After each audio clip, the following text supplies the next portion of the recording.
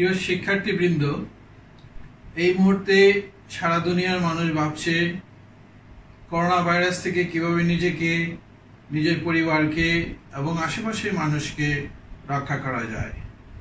তবু আমরা কুমুদিনী কলেজ পরিবার তোমাদের সুবিধার্থে অধ্যক্ষ স্যারের পরামর্শক্রমে ওনার সার্বিক সহযোগিতায় অনলাইন ক্লাস চালু করেছি। আশা করি এগুলি তোমাদের খুব উপকারে আসবে, তবে আমাদের পরিশ্রম সার্থক হবে। এতদিন আমরা লকডাউনে থেকে জেনে গিয়েছি কিভাবে করোনা ভাইরাস থেকে নিজেকে প্রটেক্ট করা যায়। যদিও এই ভাইরাসটির কোনো ট্রিটমেন্ট নেই, তথাপি সোশ্যাল ডিস্টেন্সিং এবং স্বাস্থ্যবিধি মেনে নিজেকে এই ভাইরাস থেকে রক্ষা করা সম্ভব। আমরা এই মুহূর্তে সচেতন হব, স্বাস্থ্যবিধি মেনে চলব। সুপ্রিয় শিক্ষার্থীবৃন্দ, তোমাদেরকে আজকের অনলাইন ক্লাসে আমি তোমাদেরকে স্বাগতম জানাচ্ছি। আজকে আমরা তোমাদের সঙ্গে আলোচনা করব ফিজিক্স সেকেন্ড পেপারের প্রথম অধ্যায়। আশা করি বিষয়টি তোমাদের কাজে লাগবে। আজকের সেশনটি প্রেজেন্ট করছি আমি Pranesh Ranjan Roy, associate professor, department of physics, Kumudini government college, Tangail. আমি শুরুতেই আজকের সেশনের বিষয়বস্তুকে লক্ষ্য করে তোমাদেরকে একটি ফিগার দেখাচ্ছি। সে ফিগারটিতে দেখতে পাচ্ছ দুটি বিকার, দুটি বিকারে পানি রয়েছে। একটার পাত্রের পানি, বাম পাত্রের পানিটা হলো গরম আর ডান পাত্রের পানিটা হলো ঠান্ডা। ন্যাচারালি গরম পাত্র থেকে ঠান্ডা পাত্রে তাপশক্তি সঞ্চালিত হবে। এই যে তাপশক্তি, তাপমাত্রা এবং এন্ট্রপির পরিবর্তন, এই বিষয়গুলি নিয়ে ফিজিক্সের একটি ব্রাঞ্চে আলোচনা করা হয়। এই ফিজিক্সের যে ব্রাঞ্চে এই বিষয়গুলি নিয়ে আলোচনা করা হয়, এই ব্রাঞ্চের কিছু টপিক নিয়ে আজকে আমরা তোমাদের সঙ্গে কথা বলবো। তাহলে এই ছবি থেকে আমরা বুঝতেই পারছি আজকে আমরা কোন বিষয় নিয়ে কথা বলতে চাচ্ছি। সেই বিষয়টি হলো তাপগতিবিদ্যা বা থার্মোডাইনামিক্স। তো আজকের সেশন থেকে আমরা যে বিষয়গুলি শিখব, তো দ্য লার্নিং আউটকামসগুলি হবে এরকম: তাপগতিবিদ্যা কি বলতে পারবে, তাপগতিবিদ্যার প্রথম সূত্র ব্যাখ্যা করতে পারবে, সমুষ্ণ প্রক্রিয়া ব্যাখ্যা করতে পারবে, রুদ্ধতাপীয় প্রক্রিয়া ব্যাখ্যা করতে পারবে, সমুষ্ণ প্রক্রিয়ায় কৃত কাজ হিসাব করতে পারবে এবং রুদ্ধ তাপীয় প্রক্রিয়ায় কৃত কাজ হিসাব করতে পারবে। এই অনেকগুলি বিষয় আজকের সেশন থেকে আমরা রপ্ত করতে পারব।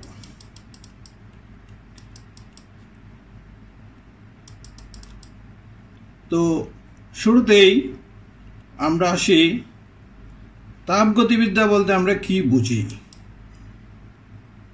এই যে একটি সুন্দর সংজ্ঞা আমি এখানে কম্পোজ করে দিয়েছি। সেটি হলো পদার্থবিজ্ঞানের যে শাখায় তাপ ও যান্ত্রিক শক্তির পারস্পরিক রূপান্তর এবং এর দরুন বস্তুর বিভিন্ন ধর্মের পরিবর্তন নিয়ে আলোচনা করা হয়, তাকেই তাপগতিবিদ্যা বা থার্মোডাইনামিক্স বলে। অর্থাৎ তাপগতিবিদ্যা হলো ফিজিক্সের একটি ব্রাঞ্চ, যেখানে তাপ এবং মেকানিক্যাল এনার্জি এবং তাদের পারস্পরিক রূপান্তর, বিভিন্ন বস্তুর বিভিন্ন ধর্মের পরিবর্তন নিয়ে আলোচনা করা হয়ে থাকে। তো তাপগতিবিদ্যার ভিত্তি হলো দুইটি সূত্র। সূত্র দুটি কি? তাপগতিবিদ্যার প্রথম সূত্র এবং তাপগতিবিদ্যার দ্বিতীয় সূত্র। এখানে বলে রাখা যায়, আমি শুরুতেই যে আজকে এই বিষয়বস্তুর সঙ্গে সম্পর্কিত একটি ফিগার দেখিয়েছিলাম। সেখানে এমন ছিল যে গরম পাত্র থেকে ঠান্ডা পাত্রে তাপ শক্তির সঞ্চালন হচ্ছে। তাহলে তাপগতিবিদ্যার দ্বিতীয় সূত্র কিন্তু ফিগারে অন্তর্নিহিত আছে। এমন কোনো সুযোগ নেই যে ঠান্ডা পাত্র থেকে গরম পাত্রে তাপ শক্তি সঞ্চালিত হবে, কিন্তু তাপগতিবিদ্যার সেকেন্ড লটা কিন্তু ওইটাই, যে ঠান্ডা প্রান্ত থেকে উত্তপ্ত প্রান্তে তাপ শক্তির স্থানান্তর সম্ভব নয় বাইরের কোনো শক্তির সাহায্য ব্যতীত। এটা হলো তাপগতিবিদ্যার দ্বিতীয় সূত্র। দ্বিতীয় সূত্র এই জায়গায় আমি খানিকটা আলোচনা করে রাখলাম। এবার আমরা যাব তাপগতিবিদ্যার প্রথম সূত্রে। তাপগতিবিদ্যার প্রথম সূত্রটা আমি কি লিখেছি একটু পড়ো।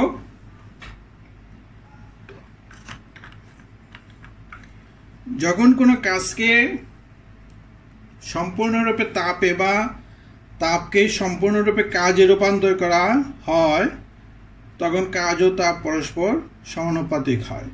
তার মানে কাজকে যদি আমি ডব্লিউ এবং তাপকে যদি আমি কিউ দিয়ে প্রকাশ করি তাহলে ডব্লিউ সমানুপাতিক কিউ, মানে কাজ এবং তাপ পরস্পর সমানুপাতিক। তাহলে সমান চিহ্ন দিলে আমার একটি সমানুপাতিক ধ্রুবক দিতে হবে, সেটাকে আমরা এখানে জে দিয়ে প্রকাশ করেছি। জে কে বলা হয় তাপের যান্ত্রিক তুল্যাঙ্ক, যার একটি নির্দিষ্ট মান আছে। এই মানটি হলো 4.2 জুল পার ক্যালোরি। তাহলে তাপগতিবিদ্যার প্রথম সূত্রটি এভাবে বিবৃত করা হয়েছে জুলের মতানুসারে, কিন্তু আমরা এই চ্যাপ্টারে তাপগতিবিদ্যার প্রথম সূত্রকে এই নিম্নরূপে প্রকাশ করব। সেই সূত্রটি বিবৃত করেছেন ক্লসিয়াস।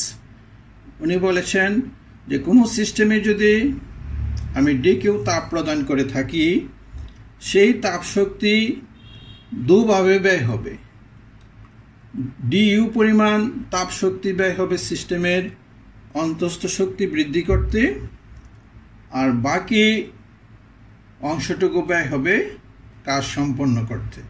মানে ডি কিউ সমান ডিইউ প্লাস ডিডব্লিউ। এখানে ডিডব্লিউ সমান লেখা যায় পিডিবি। পি মানে চাপ, ডিবি মানে আয়তনের পরিবর্তন। তো ডিডব্লিউ সমান পিডিবি কিভাবে আসছে সেটা একটু ব্যাখ্যা দেওয়া যেতে পারে। যে আমি যদি একটি পিস্টনযুক্ত সিলিন্ডারে কার্যনির্বাহক বস্তু রাখি এবং পিস্টনকে যদি এফ বল দিয়ে এক্স পরিমাণ সরণ ঘটাই তাহলে কাজ ডিডব্লিউ হবে কিন্তু বল এবং সরণ, বল ইন্টু এক্স। কাজ মানে বল ইন্টু সরণ। কিন্তু আমরা চাপের সঙ্গে বলের রিলেশনটা জানি। চাপ মানে হলো একক ক্ষেত্রফলের মধ্যে কি পরিমাণ বল প্রযুক্ত হলো, তার মানে পি সমান এফ বাই এ। তাহলে আমি এফ সমান লিখতে পারি পি এ, তাহলে ডিডব্লিউ সমান হয়ে যাবে পি এ এক্স, মানে চাপ, ক্ষেত্রফল এবং সরণ। কিন্তু ক্ষেত্রফল ইন্টু সরণ সমান আবার আয়তন, কিন্তু এখানে ক্ষেত্রফল এ এবং সরণ এক্স ইকুয়াল টু হলো আয়তনের পরিবর্তন ডিডব্লিউ ডিভি। তাহলে আমার কাজ ডিডব্লিউ সমান হয়ে গেল পিডিবি, মানে কাজ ডিডব্লিউ সমান চাপ এবং আয়তনের পরিবর্তন। তাহলে আমার প্রথম সূত্রে ডিডব্লিউর জায়গায় আমি পিডিবি লিখবো। তাহলে আলটিমেটলি ফাইনাল ইকুয়েশনটা হয়ে গেল ডি কিউ সমান ডিইউ প্লাস পিডিবি। এই হলো আমার তাপগতিবিদ্যার প্রথম সূত্র। এটা মোস্ট ইম্পর্ট্যান্ট একটি ইকুয়েশন, যেটা নাকি তোমাদের প্রয়োগ লেভেলে অনুধাবন বা এমসিকিউতে সকল ক্ষেত্রে এই ফর্মুলাটি খুব কাজে লাগবে। সিম্পলি এখন আমি যদি বলি যে এমন একটি প্রক্রিয়া যে প্রক্রিয়াটি স্থির আয়তনের প্রক্রিয়া, মানে আয়তনে কোনো চেঞ্জ হয় না, ডিবিটা শূন্য, তাহলে কোনো কাজ সম্পন্ন হবে না। যতটুকু তাপ প্রদান করা হবে সবটুকু তাপই সিস্টেমের অন্তঃস্থ শক্তি বৃদ্ধি করতে ব্যয় হবে। এই পর্যন্ত এই জায়গাটা আপাতত বুঝো। তারপরে আমরা চলে আসি সমুষ্ণ প্রক্রিয়া বলতে আমরা কি বুঝি। আমরা জানি কোনো সিস্টেম মানে কি, সাপোজ সিস্টেম কনসেপ্টটা একটু ক্লিয়ার করা দরকার তোমাদের। আমার কাছে একটি গ্যাস ভর্তি সিলিন্ডার রয়েছে, এটাকে আমি একটি সিস্টেম বলতে পারবো, কারণ এই সিস্টেমের প্রেশার আছে, ভলিউম আছে, টেম্পারেচার আছে। মানে পিভিটি কিন্তু এখানে থার্মাল কোঅর্ডিনেট, তাপীয় স্থানাঙ্ক। তোমরা জানো ত্রিমাত্রিক স্থানাঙ্ক ব্যবস্থায় কোনো বিন্দু স্থানাঙ্ক হলো এক্স ওয়াই জেড। সিমিলারলি তাপীয় স্থানাঙ্ক হলো পিভিটি, চাপ, আয়তন এবং টি। যে কোনো সিস্টেমের এই তিনটি রাশি দিয়ে আমরা এটাকে প্রকাশ করতে পারি। তো সমুষ্ণ প্রক্রিয়ার বিষয়টি হলো চাপ এবং আয়তনের পরিবর্তন হতে পারে, কিন্তু তাপমাত্রা তথা টেম্পারেচার টি এর কোনো পরিবর্তন হবে না। সমুষ্ণ প্রক্রিয়া নামটার মধ্যে কিন্তু সংজ্ঞাটা রয়ে গেছে। সমুষ্ণ মানে উষ্ণতা সমান, তাপমাত্রা সেম। চাপ, আমি কোনো সিস্টেমের চাপ বাড়িয়ে দিলাম, তার ভলিউম কমে যাবে, কিন্তু টেম্পারেচার বাড়তেও পারবে না, কমতেও পারবে না। এর কারণ হলো সিস্টেমটা যে পাত্রে থাকে সেই পাত্রটা থাকে তাপের সুপরিবাহী। সিস্টেম টিকে স্থির রাখার জন্য তাপ নিতেও পারে পরিবেশ থেকে, আবার পরিবেশে তার থেকে তাপ দিয়েও দিতে পারে। তাহলে আলটিমেটলি পি সমানুপাতিক 1/b, টি স্থির। তাহলে আমি সমানুপাতিক চিহ্নকে যদি আমি সমান চিহ্ন দিয়ে সরাতে চাই, তাহলে আমি পিভি সমান কনস্ট্যান্টকে লিখতে পারবো, যেটা নাকি বয়েলের সূত্র। তাহলে এই সূত্রানুসারে আমি যদি পিভি গ্রাফটি অঙ্কন করতে চাই, তাহলে গ্রাফের প্রকৃতিটা হবে ভি বাড়ার সাথে সাথে পি কমে যাবে। আমি এক্স অক্ষে ভি দিয়েছি, ওয়াই অক্ষে পি দিয়েছি, ভি বাড়তেছে, পি কমতেছে, কিন্তু গ্রাফের সমস্ত রাস্তাতে কিন্তু টেম্পারেচার টি কনস্ট্যান্ট। এটি একটি স্লো প্রসেস, ধীর প্রক্রিয়া, যাতে করে সিস্টেম থেকে তাপের লেনদেন হতে পারে। লেনদেন হলেই কিন্তু টি স্থির থাকবে। এইগুলো সমুষ্ণ প্রক্রিয়া, খুব ইম্পর্টেন্ট টপিক। এখান থেকে তোমার অনুদেবন বা এমসিকিউ প্রশ্ন হতে পারে। এখন আসো, এই যে সমুষ্ণ প্রক্রিয়ার কথা বললাম, সেখানে বলা ছিল পিভি ইকুয়াল টু কনস্ট্যান্ট। এর মানে এই গ্রাফ থেকে স্পষ্ট দেখা যাচ্ছে আমি এক্স অক্ষে ভি দিয়েছি, ওয়াই অক্ষে পি ভি দিয়েছি, তাহলে বি বাড়তেছে কিন্তু পিভি কিন্তু বাড়ে নাই, সেম স্ট্রেট লাইন। এর মানে বি বাড়তেছে, পিভি এক্স অক্ষের সমান্তরাল একটি লাইন আমরা দেখতে পাচ্ছি। ভেরি ইম্পর্টেন্ট টপিক, খেয়াল করো। এটা আমি অনুধাবনে দিতে পারি যে সমুষ্ণ প্রক্রিয়ায় পিভি এবং পিভি বনাম বি এর গ্রাফটি কেমন হবে উল্লেখ করো। হ্যাঁ, অনুধাবনের প্রশ্ন। বুঝতে হবে আয়তন বাড়লেও পিভি চেঞ্জ হবে না, যেহেতু পিভি ইকুয়াল টু কনস্ট্যান্ট সমুষ্ণ টেম্পারেচার। এটা দিয়ে তো একটা সুন্দর এমসিকিউ হতে পারে। আমি বললাম সমুষ্ণ প্রক্রিয়ায় পিভি বনাম বি গ্রাফ নিচে কোনটি, এই গ্রাফটি আঁকলাম, আরো 3টা গ্রাফ দিয়ে দিলাম, তাহলে কিওয়ার্ড হিসাবে এই গ্রাফটি থাকবে, এটারে বৃত্ত ভরাট করতে হবে।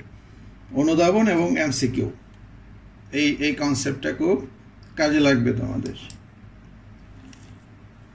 এখন আমরা হিসাব করতে চাই সমুষ্ণ প্রক্রিয়ায় গ্যাস কর্তৃক কতটুকু কাজ সম্পন্ন হয় তার একটি ক্যালকুলেশন আমরা করতে চাই। খুবই ইম্পর্টেন্ট টপিক।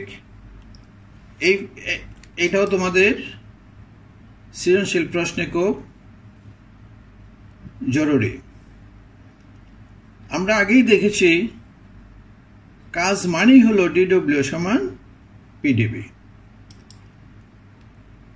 তাহলে আমরা যদি মোট কাজ হিসাব করতে চাই, তাহলে এই সমীকরণটাকে অবশ্যই সমাকলন করতে হবে। সমাকলনের সীমা হবে V1 থেকে V2 পর্যন্ত, মানে সিস্টেমের আয়তন V1 থেকে যদি আমি V2 পর্যন্ত এক্সপ্যান্ড করি, তাহলে কাজ কতটুকু হবে। এই হলো আমার সমীকরণ। কিন্তু আমরা একটি সমীকরণের সঙ্গে পরিচিত PV = RT, যেটাকে এক মোল গ্যাসের জন্য আদর্শ গ্যাস সমীকরণ বলা হয়ে থাকে। এখানে P চাপ, V আয়তন, R হলো মোলার গ্যাস ধ্রুবক, যার মান 8.31 জুল পার মোল পার কেলভিন, এবং T হলো পরম তাপমাত্রা। তাই যদি হয় তাহলে এই সমীকরণ থেকে আমি P এর মান কত পাবো? RT/V। তাহলে RT/V, P এর মান, এটা আমি এই সমীকরণে বসিয়ে দেই। তাহলে কি দাঁড়াবে? W = RT, ইন্টিগ্রেশন লিমিট হলো V1 থেকে V2, P এর জায়গায় আসবে RT/V dV। RT বাইরে লিখলাম যেহেতু এটা কনস্ট্যান্ট, সমষ্ণ প্রক্রিয়া T কনস্ট্যান্ট, মোলার গ্যাস ধ্রুবক কনস্ট্যান্ট, কাজে দুই কনস্ট্যান্টকে ইন্টিগ্রেশন চিহ্নের বাইরে নিয়ে গেলাম, সেটা কোনো সমস্যা নেই। তাহলে থাকলো 1/V dV। মানে 1/V কে আয়তনের সাপেক্ষে সমাকলন করব। সমাকলনের লিমিট হলো V1 থেকে V2 পর্যন্ত। তাহলে কি দাঁড়াবে? 1/V এর সমাকলন কত? ln V, limit V1 V2। 1/V এর সমাকলন ln V। Similarly ln V এর ব্যাপক ডিফারেন্সিয়েশন কত? 1/V। তাহলে 1/V এর সমাকলন হবে ln V। আমরা বলেছিলাম সমাকলন এবং ব্যবকলন পরস্পর বিপরীত প্রক্রিয়া। 1/V এর সমাকলন ln V এবং ln V এর ব্যবকলন 1/V। তাহলে কাজ W সমান পাচ্ছি আমি RT ln V2 minus ln V1। লগের সূত্র থেকে আমরা জানি ln V2 minus ln V1 মানে হলো ln V2/V1। তাহলে আমি ফাইনাল সমীকরণটা পেয়ে গেলাম W = RT ln V2/V1। এটা কিসের সমীকরণ? সমষ্ণ প্রক্রিয়ায় সিস্টেমে যে কার্যনির্বাহক বস্তুটি তথা গ্যাস থাকবে, এই গ্যাসকে যদি আমি V1 পজিশন থেকে V2 পজিশন পর্যন্ত এক্সপ্যান্ড করি, তাহলে যতটুকু কাজ সম্পন্ন হবে তার সমীকরণ। সেটা প্রয়োগ লেভেলে মোস্ট ইম্পর্টেন্ট একটি রিলেশন। আমরা এই সম্পর্কের সাহায্যে প্রচুর প্রয়োগ লেভেলের সমস্যার সমাধান করতে পারবো। সেখানে আয়তনের ইনিশিয়াল কন্ডিশন, ফাইনাল কন্ডিশন দেওয়া থাকবে, টেম্পারেচার দেওয়া থাকবে, ক্যাপিটাল আর এর মান আমরা জানি, খুব সহজেই W আমরা হিসাব করতে পারবো। এখন আসো রৌদ্রতাপীয় প্রক্রিয়া বলতে আমরা কি বুঝি। সমষ্ণ প্রক্রিয়া কি ছিল? আয়তন এবং চাপের চেঞ্জ হবে, টেম্পারেচারের চেঞ্জ হবে না। তো রৌদ্রতাপীয় প্রক্রিয়া এমন একটি সিস্টেম যে সিস্টেমের প্রেসার এবং ভলিউম চেঞ্জ হতে পারে, টেম্পারেচারও চেঞ্জ হবে, কিন্তু সিস্টেম থেকে তাপ শক্তি বাইরে যাবে না, বাইরে থেকেও তাপ শক্তি সিস্টেমে প্রবেশ করতে পারবে না। তাহলে সিস্টেমটি যে পাত্রে থাকবে সেই পাত্রটি অবশ্যই হতে হবে তাপের কুপরিবাহী, যাতে করে তাপ শক্তির লেনদেন না ঘটে। আগে ছিল PV = কনস্ট্যান্ট, এখানে হলো PV⁻γ = কনস্ট্যান্ট। তাহলে গামা একটি নতুন টার্ম আসলো, সেটা কি জিনিস? গামা মানে হলো CP/CV, মানে দুইটা রাশির একটি অনুপাত। তাহলে CP এবং CV কি, এই দুইটা রাশির সঙ্গে আমাদেরকে পরিচিত হওয়া দরকার।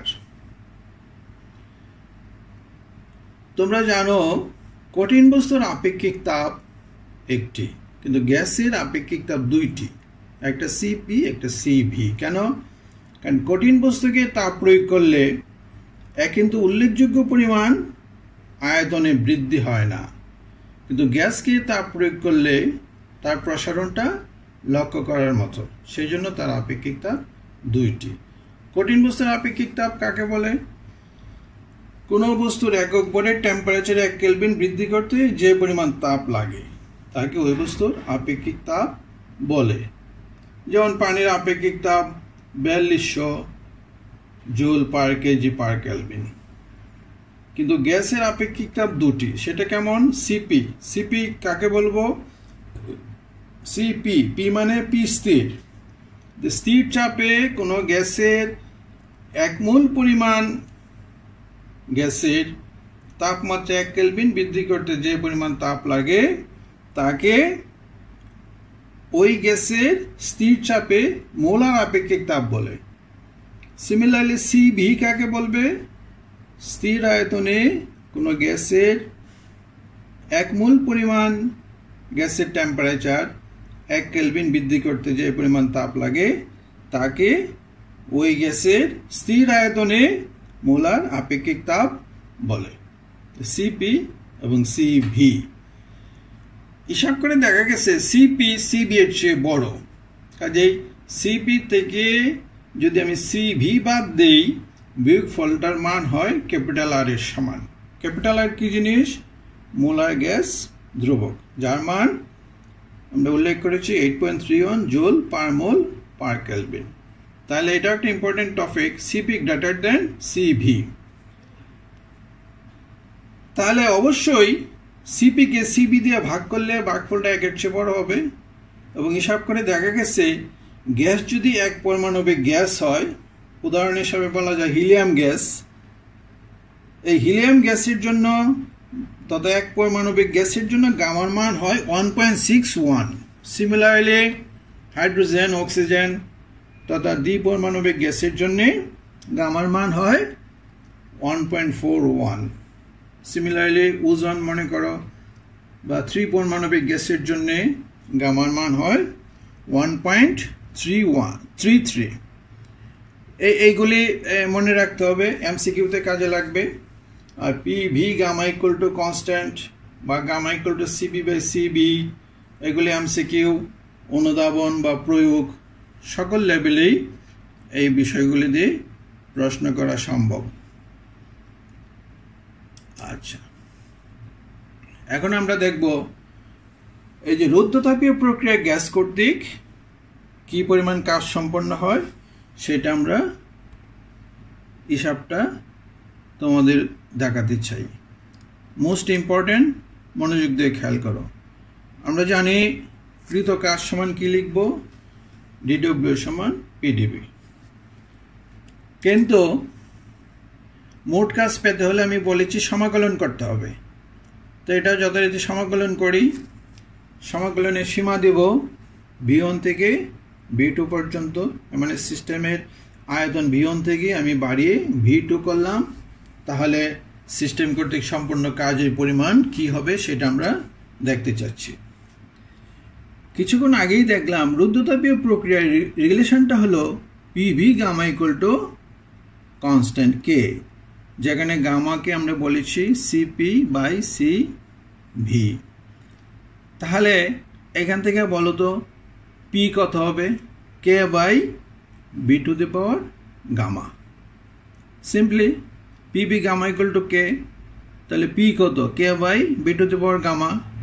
এই পি এর মানটা এখন আমরা কোথায় বসাতে চাই? এই সমীকরণে পি এর মানটা বসিয়ে দেই। ইন্টিগ্রেশন করলাম, লিমিট B1 থেকে B2 K by V to the power gamma dV. K বাইরে চলে গেল, তাহলে হবে B1 থেকে B2 integration 1 by V to the power gamma. এইটাকে আমরা V to the power minus gamma লিখতে পারি, কারণ বি টু দি পাওয়ার গামার নিচে আছে, উপরে গেলে গামাটা মাইনাস হয়ে যাবে, ইন্ডেক্স মাইনাস হবে। খেয়াল করলে খুব সিম্পল। তাহলে ডব্লিউ সমান কি হবে? x to the power n এর সমাকলন কত? x to the power n plus 1 divided by n plus 1, মূল ফর্মুলা আমরা ক্লাসে বহুবার বলেছি। তাহলে এখানে V to the power minus গামার সমাকলন কি হবে? V to the power minus gamma plus 1 divided by minus gamma plus 1, simple. তারপরে লিমিটটা ডান দিকে লিখার সিস্টেম লিখলাম, কনস্ট্যান্ট কে রয়ে গেল। এখন এটাকে আমরা কিছুটা হিসাব করতে পারি। এই যে কে সমান কত, P2 V2 gamma equal to P1 V1 to the power gamma. এই যে রুদ্ধতাপীয় প্রক্রিয়া আমরা বলেছি PV to the power gamma equal to K। তাহলে সিমিলার এখানে আমি এই যে P2 V2 gamma P1 V1 to the power gamma, কিন্তু এখানে এই যে V এর উপরে পাওয়ার মাইনাস গামা প্লাস 1 আছে, এই হিসাবটা করলে এই P2 V2 আসবে মাইনাস P1 V1 আসবে, গামা গামা কাটা যাবে। তাহলে একটা ফর্মুলা পেলাম। এখন দেখো আদর্শ গ্যাস ইকুয়েশনটা কি ছিল, PV সমান RT। তাহলে P2 V2 সমান লিখবো আমি RT2, আর P1 V1 সমান লিখবো আমি RT1। এখান থেকে আমি আর কমন নিতে পারি না,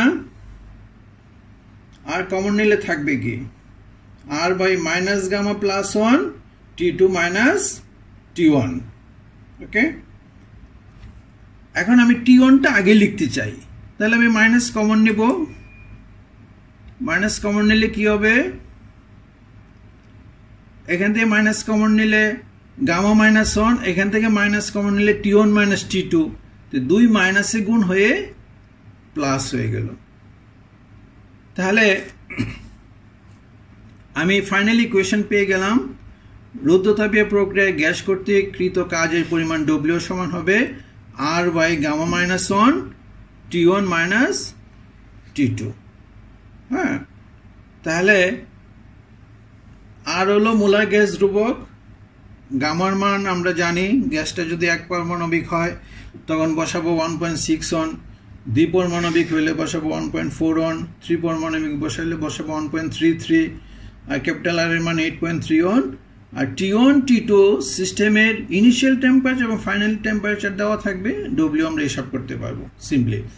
আবার এই জায়গাটা দিয়েও করতে পারি, ইনিশিয়াল প্রেসার ভলিউম দেওয়া থাকবে, ফাইনাল প্রেসার ভলিউম দেওয়া থাকবে, গামা আমরা জানি, গ্যাসের ধরন দেখে বুঝবো গামার মান কত, বা প্রশ্নে দেওয়া থাকবে। তাহলে ডেটা অনুসারে আমি এই ফর্মুলাটাও বসাতে পারি, এই ফর্মুলাটাও ব্যবহার করতে পারি, বাট দুইটা ফর্মুলাই খুব ইম্পর্টেন্ট। আর সমষ্ণ প্রক্রিয়ার W ফর্মুলা, এটা দিয়ে প্রয়োগ লেভেলে তো প্রশ্ন হবেই, আবার উচ্চতার দক্ষতায়ও কিন্তু এই দুইটা ফর্মুলা কাজে লাগবে। দুই ক্ষেত্রে W হিসাব করে কম্পেয়ার করে আমরা একটা সুন্দর উচ্চতার দক্ষতার প্রশ্ন করতে পারি। সমষ্ণ প্রক্রিয়া ছিল স্লো প্রসেস, কিন্তু রুদ্ধতাপীয় প্রক্রিয়াটা একটি দ্রুত প্রক্রিয়া, খুব দ্রুত প্রক্রিয়াটি সম্পন্ন হয়, ফলে তাপ শক্তির লেনদেন হতে পারে না। তো আমরা অনেক কটা আইটেম আলোচনা করতে সক্ষম হলাম অল্প সময়ের মধ্যে, সেই জন্য তোমাদেরকে আজকে একটা বাড়ির কাজ দিতে চাই। আমরা যতটুকু আলোচনা করেছি তার থেকে নিজেরাই একটি সৃজনশীল প্রশ্ন তৈরি করবে, যার একটি জ্ঞানমূলক থাকবে, অনুধাবন থাকবে, প্রয়োগ থাকবে, উচ্চতার দক্ষতা থাকবে। এমন একটি সুন্দর প্রশ্ন তৈরি করে তার উত্তর লেখার চেষ্টা করবে। আজ এই পর্যন্তই, সবাই ভালো থাকবে। পরিশেষে আমি তোমাদের বলতে চাই, আমাদের ইমিউনিটি সিস্টেম বাড়াতে হবে। তাই তোমাদেরকে আমি বলবো, আমাদের যে সস্তা উপাদান ভিটামিন ডি আছে, যেটা সূর্য থেকেই পাই, তোমরা প্রতিদিন কিছুক্ষণ সূর্যে বসার চেষ্টা করবে। আমার বিশ্বাস আমাদের দেশের যে তাপমাত্রা, আর্দ্রতা বা ইয়াং জেনারেশন, বা আমরা ছোট সময় যে BCG টিকা নিয়েছি, সেইগুলি আমাদেরকে খুব খারাপ অবস্থা হতে রক্ষা করবে। শীঘ্রই সুদিন ফিরে আসবে, আমরা আবার শিক্ষা প্রতিষ্ঠানে ফিরে যাব, এই প্রত্যাশায় সবাইকে ধন্যবাদ দিচ্ছি।